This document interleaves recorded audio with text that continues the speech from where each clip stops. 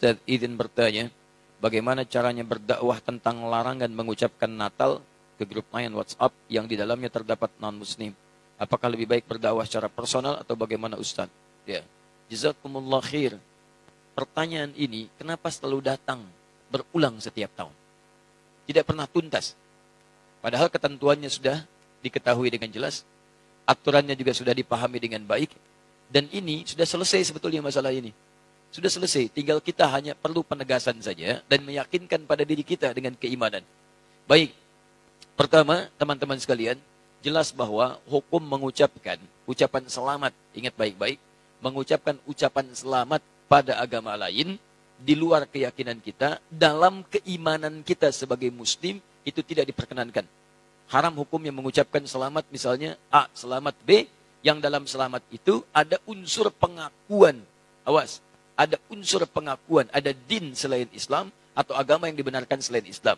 Itu adalah wilayah keyakinan iman kita. Sebetulnya sama aja. Yang bukan Islam pun, non-muslim pun meyakini kepercayaan dia yang benar. Jadi sebetulnya itu keyakinan standar setiap pemeluk agama. Itu indah sekali. Ya, indah dalam Islam itu. La ikraha fid din. Baik, tidak ada paksaan dalam agama. Kita nggak boleh paksa orang. Tapi kita pun tidak boleh mengikutkan keyakinan kita pada keyakinan orang lain. Dan itu sebetulnya standar dalam keyakinan beragama. Silakan cek. Quran surah ketiga Ali Imran ayat ke-19, paling kiri sebelah atas. Inna dina indallahil Islam. Inna dina, sungguh ad-din. Ad-din, pegangan hidup. Hal yang mendekatkan pada Allah. Din, yang dipahami dengan agama itu, kata Allah, nggak ada yang lain di sisi Allah kecuali Islam. Di Allah sudah mengatakan, lihat, yang saya ridhai, yang saya tetapkan, hanya Islam. Tidak ada yang lain. Bahkan kalimatnya menggunakan inda. Indallahi. Inda itu bisa berarti yang sangat dekat, bisa berarti yang ridhai, bisa berarti juga yang ditetapkan. Bahkan kalau dalam konteks kemanusiaan, yang dimiliki. Misal, ana indik qalam. Ini punya saya. Yang lain bukan punya saya. Kata Allah, inna dina indallahil Islam. Yang saya tetapkan, itu Islam. Yang lain, nggak saya tetapkan. Bahkan kalau antum buka lagi sampai ayat 85-nya, nanti antum akan temukan, wa may yabtaghi ghairal islami dina falan yuqbala minhu. Pakai lan.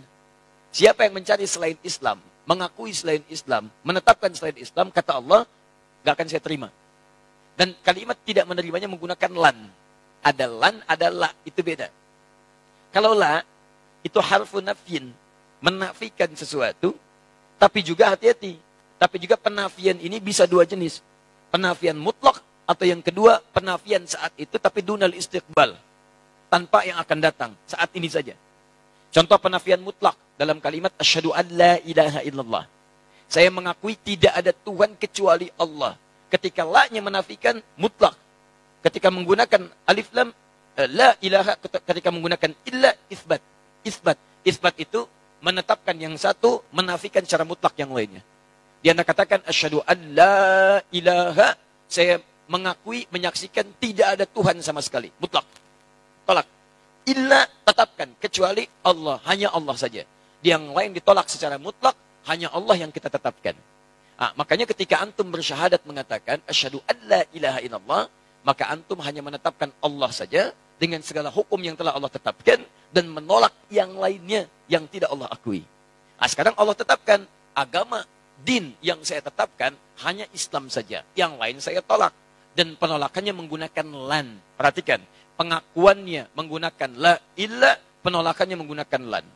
Dalam ilmu nahwu, gramatikal bahasa Arab, lan itu harfu nafyin wa nasbin wastiqbalin. Harfu nafyin, huruf yang menafikan, tolak. Nasbin, menasabkan, kuat penolakannya. Wastiqbalin, sampai kapanpun. Masa kapanpun. Mau sekarang, mau alam kubur, sampai mau kiamat. Perhatikan cara menerjemahkan ayat itu. Wa may yabtaghi ghairal islami dina. Siapa yang mencari din, keyakinan, agama, kepercayaan, ghairal Islam, selain Islam, falan yuqbala minhu. Saya nggak akan pernah terima. Sejak dia di dunia, sampai di alam kubur, sampai di akhirat nanti. Saya nggak akan akui, kata Allah. Paham ya? Jadi, ini wilayah keyakinan. Jadi dalam Islam, kita punya keyakinan yang paling benar, Islam. Makanya kita bersyahadat, memutuskan masuk Islam. Non-Muslim, dia punya keyakinan. Yang benar menurut dia adalah kepercayaan dia. Makanya dia memutuskan mengambil keyakinan dia. Jadi wajar kalau kita mengatakan misalnya, maaf, ini Islam yang paling benar. Sebagai Muslim wajar. Aneh kalau ada yang mengatakan, katanya yakin Islam yang benar. Tapi mengakui ada yang lain selain Islam. Itu aneh. Makanya dalam teori ini tidak berlaku teman-teman sekalian. Tidak berlaku hukum pluralisme. Nggak berlaku. Pluralisme itu pemikiran yang aneh. Ya, semua agama benar. Mengantarkan kemudian kepada Tuhan yang sama. Cuma caranya beda-beda. Jadi dari semua yang benar itu, mana yang paling benar? Silakan cek. Kalau semua agama benar, ngapain antum masuk Islam? Ngapain antum memeluk ini? Artinya Anda meyakini dari semua yang ada itu, Anda memutuskan ini yang paling benar. Makanya para pemikir kita sekarang mengatakan, pluralisme agama itu bagian dari agama baru. Jadi gado-gado dikumpulkan semuanya, jadi kepercayaan baru. Hati-hati. Dan saya katakan pluralisme itu kemusyrikan kontemporer. Awas hati-hati, kemusyrikan kontemporer. Jangan terjebak pada persoalan-persoalan yang demikian, itu mesti hati-hati. Nah, sekarang saya masuk pada inti jawabannya. Saya lambatkan ya. Saya mohon maaf karena kalau mengurai terlampau agak cepat karena waktu kita sangat terbatas. Sekarang saya runtutkan supaya runut bahasan kita. 1. Sebagai seorang Muslim, kita meyakini bahwa hanya Islam yang benar. Seperti non-Muslim meyakini kepercayaan dia yang paling benar. Itu urusan masing-masing. Tapi kita sebagai Muslim meyakini bahwa Islam yang benar. Baik. Hati-hati, pelan-pelan. Dan keyakinan kita ini bukan hanya dikuatkan oleh ayat-ayat Al-Quran, tapi juga dijamin oleh undang-undang. Jadi kalau kita mengatakan hanya Islam yang benar, menurut kepercayaan kita, itu undang-undang menjamin itu. Apa kemudian pasalnya? 1, dasarnya Pancasila. Sila yang pertama, ketuhanan yang Maha Esa. Nah, dalam memahami ketuhanan yang Maha Esa ini, maka rumusannya lihat di undang-undang dasarnya. Pasal 29, ayat 1. Negara berdasar atas ketuhanan yang Maha Esa. Jadi konsep bernegara kita itu didasarkan pada ketuhanan yang Maha Esa. Jadi kalau kita meyakini hanya Allah Tuhan yang Maha Esa, maka keyakinan kita dijamin oleh undang-undang. Dalam menjalankan keyakinan ini, diatur di pasal keduanya, di pasal 29 ayat keduanya. Di dalam memahami pasal 29 ayat 1, terjemahannya adalah, cara memahaminya pasal 29 ayat 2. Negara menjamin kemerdekaan tiap-tiap penduduk untuk memeluk agamanya masing-masing dan beribadah menurut agama dan kepercayaannya itu. Jadi kalau kita beribadah dalam ketentuan Islam, ibadah pertama kita kan tauhid. Ibadah pertama kita syahadat. Karena itu syahadat menempati rukun pertama dalam ibadah, dalam Islam. Inna dina indallahil Islam. Tidak ada agama yang diridhai Allah kecuali Islam. Kita masuk Islam. Ketika akan masuk Islam dan mengamalkan ibadah dalam Islam, di hadis Muslim, nomor hadis yang ke-8. Lihat dalam muqaddimah jilid pertama, teman-teman, di Sahih Muslim, nomor hadis nomor 8 paling kiri sebelah atas. Ada hadis disampaikan dari sahabat Nabi Umar bin Khattab radhiyallahu taala anhu. Di Al-Arba'in nomor hadis yang kedua. Ketika Nabi Muhammad ditanya tentang Islam oleh malaikat Jibril, mal Islam? Apa itu esensi Islam? Apa itu ibadah dalam Islam? Apa pokok dalam Islam? Kata Nabi, jawaban pertama, antashhada an la ilaha illallah wa anna Muhammad Rasulullah. Kamu harus menetapkan, bersaksi, berkomitmen bahwa tidak ada Tuhan selain Allah. Yang layak disembah hanya Allah saja. Dan cara menyembahnya mengikuti tuntunan Nabi Muhammad SAW. Makanya ibadah pertama kita itu syahadat. Pengakuan hanya Islam yang benar. Hanya Allah Tuhan yang benar. Yang lain kita tidak akui sebagai Tuhan. Tidak ada Tuhan selain Allah. Tidak ada agama selain Islam. Ketika Anda mengatakan itu, undang-undang menjamin. Jadi sebetulnya kalau ada orang yang menyoal Anda, nggak boleh itu keyakinan begitu. Itu intoleran. Dia sedang melanggar undang-undang. Paham ya? Dia sedang melanggar undang-undang. Karena undang-undang kita mengatakan setiap kita punya keyakinan dan ibadah, kita dijamin. Keyakinan pertama kita ada dalam syahadat kita. Ketika meyakini itu semua dan beribadah dengan lisan kita, bahkan dipakai dalam solat. Asyhadu an la ilaha illallah, asyhadu an la ilaha illallah, wa asyhadu anna Muhammad Rasulullah. Itu ibadah kita. Syahadat dipakai dalam solat. Solat bagian ibadah yang keduanya. Jadi jangan khawatir kalau antum ditanya misalnya, apa agama Anda? Islam. Ada enggak selain Islam yang benar? Tidak ada. Keyakinan saya, Islam yang paling benar. Tidak ada Tuhan selain Allah. Anda intoleran. Maaf, Anda melanggar undang-undang. Paham ya? Ya, jadi jelas. Hukum negara kita jelas. Hukum negara kita jelas. Jadi ini bagian yang pertama. Sekarang, lihat. Saya ingin tunjukkan tidak ada keindahan aturan. Kecuali dalam Al-Quran. Bagaimana menyikapi yang tidak sekeyakinan dengan kita. Indah. Turun ayat. Quran surah kedua Al-Baqarah. Ayat 256, paling kiri sebelah bawah. La ikraha fid din. Qad tabayyana ar-rusydu minal ghayy. Hei, kita meyakini, kamu yakin Allah Tuhan yang benar. Islam agama yang benar. Tapi Anda tidak boleh paksa orang pada keyakinan Anda. Nggak boleh kita paksa. Jadi kalau Anda paksa orang, apalagi dengan senjata misalnya, supaya masuk Islam. Bawa golok, Masya Allah. Datang ke angkot, ayo masuk Islam, ayo masuk Islam. Itu nggak boleh. Tembak orang, bom orang misalnya, supaya masuk Islam. Itu nggak boleh. Bahkan ketika orang itu masuk Islam dalam keadaan terpaksa, Anda yang dosa. Anda yang dosa. Indah dalam Islam itu. Kita akui Islam yang benar, kita akui Allah Tuhan yang hak, tapi nggak boleh paksa orang pada wilayah keyakinan kita. Nggak boleh. Bagaimana kemudian kita bisa menerangkan nilai-nilai Islam? Caranya dakwahi mereka. Sampaikan risalah. Sampaikan keterangan. Maka turun Quran kemudian, teman-teman sekalian, surah ke-16 ayat 125. Ini manhaj umumnya. Ud'u ila sabili rabbika bil hikmah wal mau'izatil hasanah wajadilhum billati hiya ahsan. Kalau ada orang belum mengerti tentang jalan Rabbmu, tentang Islam, maka silahkan terangkan, ajak mereka dengan hikmah. Bukan nasihat dulu, hikmah. Hikmah itu, ini masjidnya al-hikmah. Keyakinan kami seperti ini.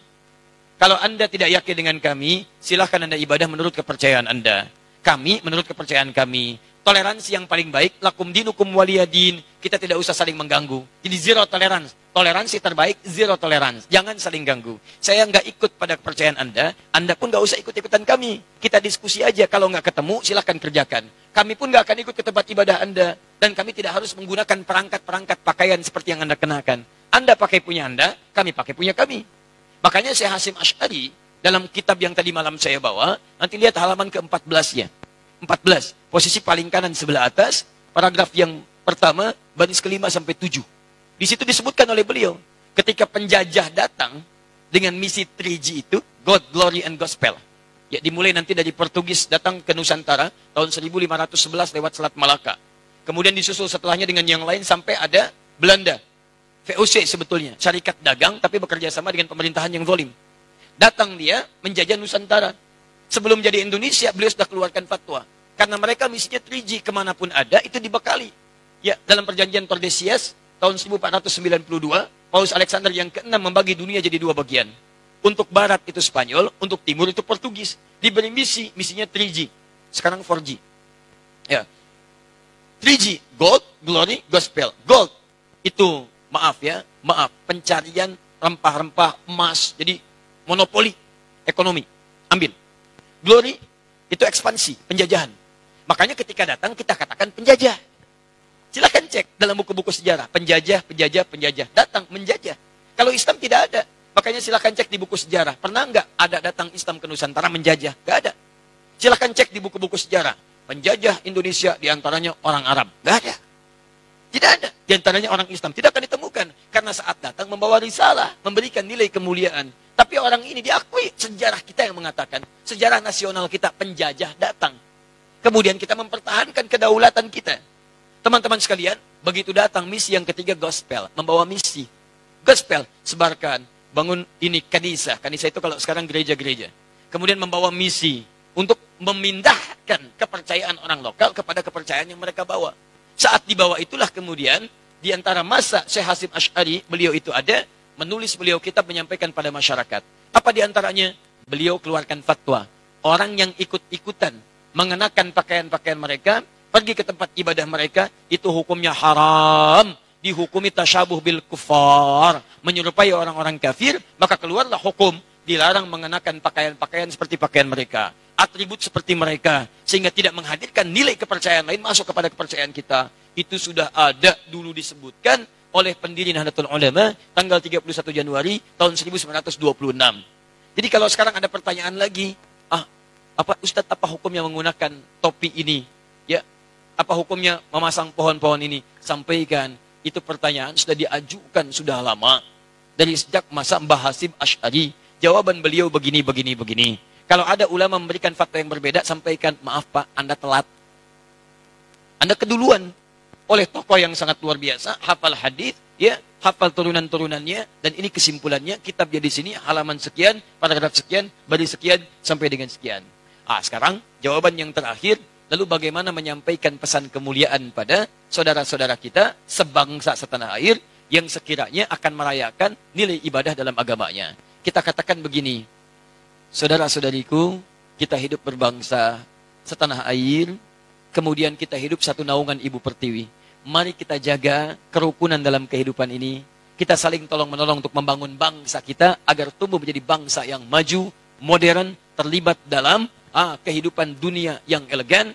Namun kami bermohon maaf karena dalam bangsa ini ada Bhinneka Tunggal Ika, berbeda-beda tapi satu tujuan, tujuan membangun bangsa, bukan tujuan membangun akhirat. Dalam hal kehidupan beragama, kami mohon maaf, belum bisa mengucapkan ucapan selamat karena di wilayah itu kita beda keyakinan. Dan ini dijamin oleh undang-undang, tapi mohon maaf sebesar-besarnya, ketidakmampuan kami mengucapkan selamat bukan berarti hubungan kebangsaan kita pun harus kemudian menjadi, tumbuh sifat negatif, tumbuh sifat saling membenci. Tidak, ini bagian ranah keyakinan kita saja, yang dengan itu kita saling menghormati. Jadi Anda yang berkeyakinan, dengan keyakinan Anda, silahkan. Kami tidak ikut-ikutan untuk itu. Kami mohon maaf tidak bisa mengucapkan selamat. Tapi kami menyayangi Anda. Kita bahu-membahu membangun bangsa. Dan bila pun ada urusan-urusan kehidupan yang bisa kami bantu, bukan urusan ibadah, maka kita mari terlibat sama-sama dalam keindahan membangun bangsa ini. Selesai. Kuat. Dan gak usah malu. Dan tolong, apakah ada non-muslim memaksa kita untuk mengatakan selamat? Tidak. Ini agak aneh memang. Non-muslimnya aja nggak nuntut. Kenapa muslimnya rame? Jelas ya? Yang bikin rame kan orang-orang kita juga. Dan kita itu siapa mereka? Orang-orang penyakit ada hatinya. Itu yang bikin rame. Silahkan lihat tuh. Yang ribut mengucapkan masalah itu bukan non-muslim. Non-muslimnya biasa-biasa aja. Itu yang orang-orang ada penyakit di hatinya. Dan sebetulnya itu tantangan terberat kita. Itu yang paling berat.